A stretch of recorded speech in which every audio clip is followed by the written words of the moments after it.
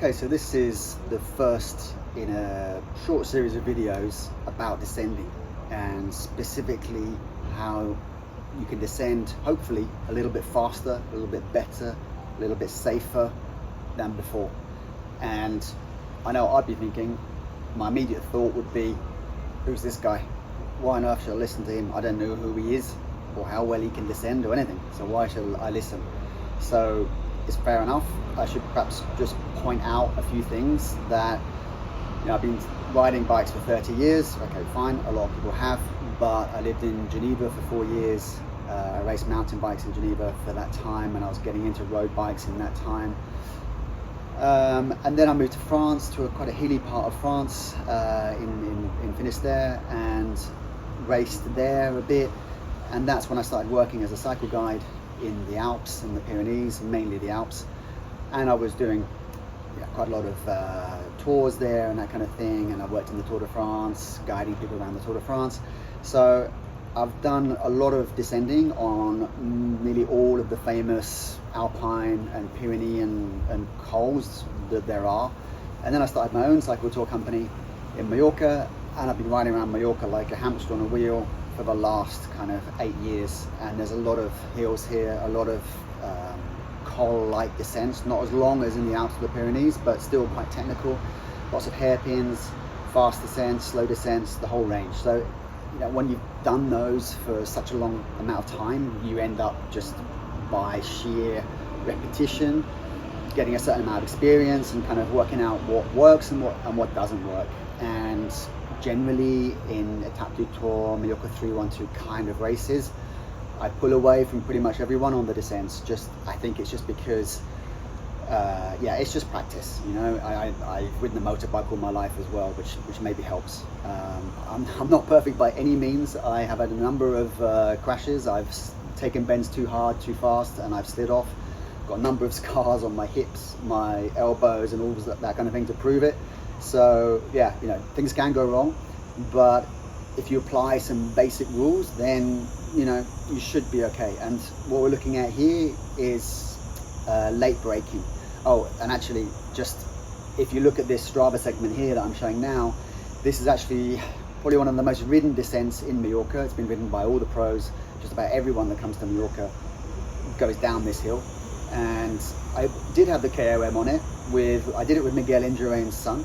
The two of us did it, and had the KOM for a while. I see just now that it's been taken by somebody, so fair enough, a couple of seconds to try and regain. But and I've got some top 10s on several other descents in Mallorca too, so hopefully that's kind of a little badge of approval or whatever. Anyway, so this is late braking, which is one element that you can apply to coming into a corner.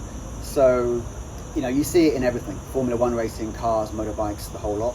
And if you can come into a bend faster and hold your speed longer and brake harder, then you're going to end up getting around the bend faster. We'll look at the maths. I'll prove it now with some maths, and you can see why it works. And these days the brakes are pretty good, whether they're rim or disc. They're powerful, and I think a lot of people don't realize just how hard they can brake in the dry. It's as long as you haven't got your weight forward, then you can brake pretty much as hard as you like. You don't want to risk going over the handlebars, obviously, but as long as you brake smoothly, don't grab the brakes, just smoothly, you can brake very, very hard on a clean, dry road with no gravel, no sand, nothing.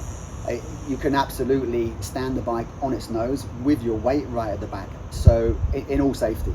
So why not use that? It's use the ability that the bike has. So brake hard in a straight line, and then once you've done that and got your speed down, then peel it in. And let's just have a little look and see how it's faster and how much faster it can be. Right, so a quick look at the science and the maths behind this theory. Here's your bend. And what we're going to say is that we want to start peeling in somewhere around here. Okay, that's your peeling point, where we want to be going at 20 kilometers an hour. We're coming into the bend at 45 kilometers an hour. and there's two choices. We're going to start braking at 20 meters away from the peeling point, or 10 meters away. So 20 and 10. Just a reminder, as you all know, I'm sure, this is the line you want to be taking, right out on the side here, tight, tight, tight, and then you start to peel in like this, clip the apex, and come out nice and fast like that. Right, so here's the bend in question where we're going to be doing our little tests, and this is your 20-meter braking point where you would start braking if you're a little bit on the nervous side and want to get your speed off early on. So this is where you would start braking. But what we're going to try and do is hold off the braking until we get to this point, the 10-meter mark, because this is 10 meters away from the peel-in point, which is conveniently next to this little kilometer marker here. So you want to be about here, and then at that point you stop braking and you peel in. We're doing about 20 kilometers an hour ish at this point. Hit the apex around here and come out. So from an onboard perspective, there's your 20, there's your 10, there's your peel in. Around we go, just like that. So this is basically what's happening is we have your 20 mark here, the 10 mark here, and the 0 mark here, coming in at 45 kilometers an hour. 20, we start to brake and slow down to 20 here. In the fast method, we hold our speed, maybe a different color. Fast method, we hold our speed like this until 10, and then have a steeper deceleration to the same speed here. And the time you're saving is this area here. So if we look at the maths behind this, 45 kilometers an hour is 12.5 meters per second. Take my word for that. And what we're saying is that we want to reduce it to 20 kilometers an hour. Now the average of these two is 32.5 kilometers an hour, which is 9 meters per second. So what we're saying then is that with the slow method, we are doing 20 meters at an average of 9 meters per second.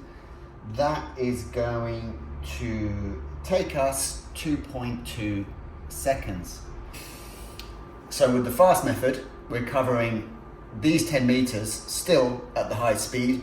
So 10 meters at the higher speed is only going to take us 0.8 of a second.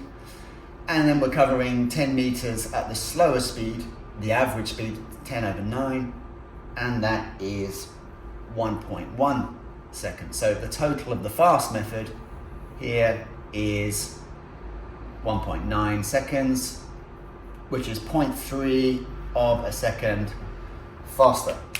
Now, doesn't sound like a huge amount, but if you increased your entry velocity here, if that was 55, 60, you would have a bigger saving. If you delayed your braking even further, you would have a bigger saving.